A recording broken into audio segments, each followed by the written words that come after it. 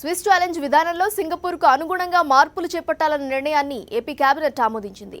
దీనిపై త్వరలో ఆర్డినెన్స్ కూడా జారీ చేయనున్నట్టు మంత్రివర్గం తెలిపింది. ఇక నకిలీ విత్తనాల కంపెనీలపై కొరడా జులిపించాలని ఏపీ మంత్రివర్గ సమావేశంలో నిర్ణయించారు.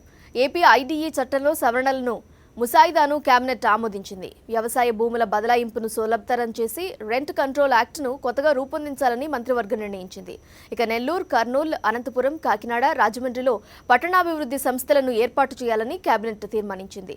అలాగే కర్నూలు జిల్లా ఓర్వకల్లులో స్టీల్ ప్లాంట్ ఏర్పాటు కోసం 370 ఎకరాల స్థలం కేటాయింపునకు కేబినెట్ ఆమోదం తెలిపింది.